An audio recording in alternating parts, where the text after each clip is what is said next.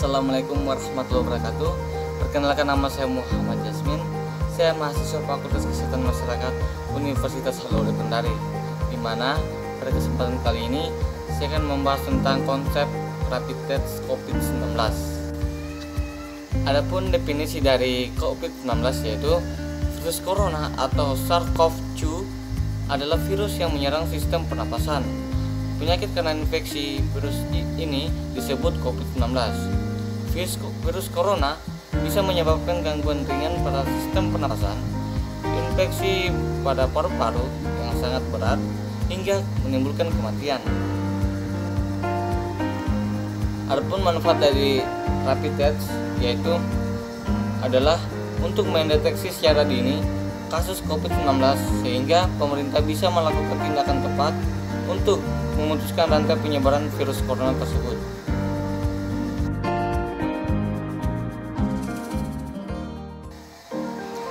Adapun kriteria orang yang akan di rapid test COVID-19 yaitu OTG atau orang tanpa gejala. Status OTG ini diberikan kepada masyarakat yang tidak menunjukkan gejala tetapi pernah melakukan kontak erat dengan pasien positif COVID-19 atau corona. Kedua yaitu ODP, di mana ODP ini atau orang dalam pemantauan ini, status ini diberikan kepada masyarakat yang mengalami demam tinggi di atas 38 derajat Celcius atau mengalami gejala pilek dan ataupun sakit tenggorokan seperti batuk. Adapun kriteria yang ketiga adalah PDP atau pasien dalam pengawasan, di mana dalam PDP ini digolongkan menjadi 3, yaitu golongan pertama adalah masyarakat yang mengalami infeksi saluran pernapasan akut atau ISPA dan pernah berada dalam daerah penularan lokal. Yang kedua adalah orang yang mengalami demam tinggi dan pernah berkontak dengan pasien positif COVID-19. Adapun golongan yang ketiga adalah masyarakat yang mengalami ISPA berat atau pneumonia berdasarkan gambaran klinis yang meyakinkan.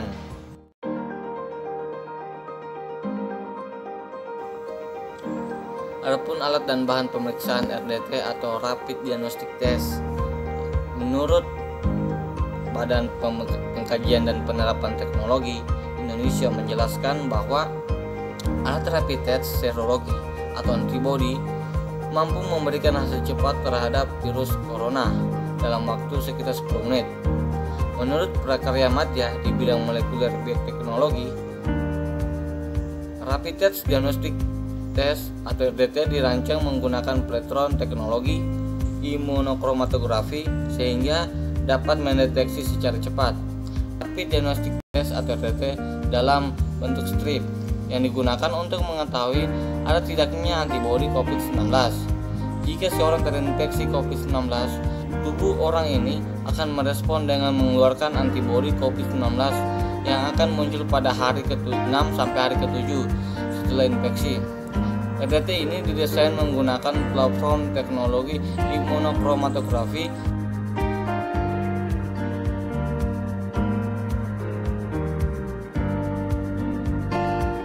Adapun alat pelindung diri dalam penanganan COVID-19 yaitu pertama adalah masker.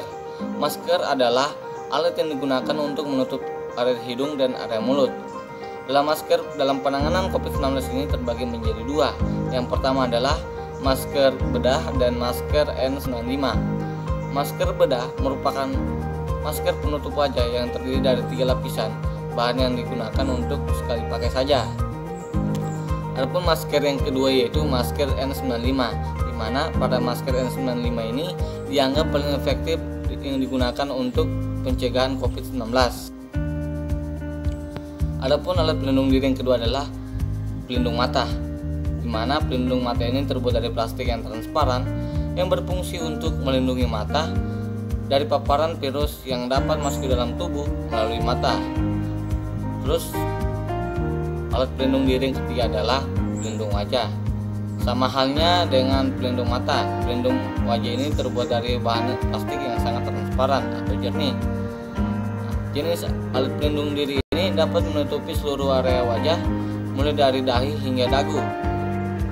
Pelindung wajah ini mampu melindungi area wajah dari percikan air liur atau dahak dari pasien COVID-19. Adapun alat pelindung diri yang berikutnya adalah gaun medis, di mana gaun medis ini digunakan untuk melindungi lengan dan area tubuh dari paparan virus selama tenaga medis melakukan prosedur penanganan dan perawatan pasien COVID-19. Adapun alat pelindung diri yang berikutnya adalah sarung tangan medis. Sarung tangan medis merupakan alat yang digunakan untuk melindungi tangan para petugas medis dari cairan tubuh pasien COVID-19 selama perawatan pasien COVID-19. Sarung tangan idealnya tidak mudah sobek, aman digunakan dan ukurannya pun pas di tangan. Adapun alat pelindung diri yang berikutnya adalah sepatu pelindung, di mana sepatu pelindung ini digunakan untuk melindungi bagian kaki petugas medis dari paparan cairan tubuh pasien COVID-19.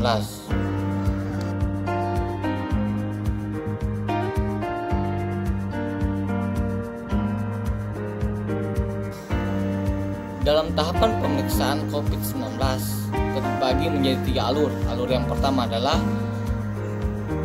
alur pemeriksaan pasien dalam pengawasan atau PDP, di mana pasien akan diberikan pengobatan sesuai dengan gejala yang dialaminya. Setelah itu, jika gejala berkelanjutan, maka akan dirujuk ke rumah sakit rujukan. Selanjutnya, pasien akan isolasi di rumah sakit. Terus kemudian pengambilan sampel spesimen. Terus selanjutnya sampel akan diperiksa sesuai dengan koordinasi dengan dinkes setempat. Terus berikutnya pemantauan gejala pasien. Terus dan terakhir adalah komunitas risiko berupa wawancara ataupun pengisian kuesioner terkait gejala dan riwayat pasien. Adapun alur yang kedua yaitu alur pemeriksaan orang dalam pemantauan atau ODP, di mana ODP akan diberikan pengobatan sesuai dengan gejala yang dialaminya. Setelah itu pemantauan gejala dan fasilitas pelayanan kesehatan. Yang berikutnya adalah ODP diminta untuk pulang. Berikutnya dilakukan pemantauan kembali terkait gejala. Selanjutnya pengambilan sampel spesimen. Terus yang terakhir adalah bila hasilnya positif dan gejala berlanjut, maka akan dirujuk ke rumah sakit sebagai pasien dalam pemantauan. Adapun alur yang ketiga yaitu pemeriksaan orang yang memiliki kontak erat dengan risiko tinggi. Yang pertama akan dilakukan pemeriksaan sampel spesimen pada hari pertama. Yang kedua, karantina di rumah selama 14 hari. Terus yang ketiga adalah pada hari ke-14 sampel spesimen akan diambil dan diperiksa kembali.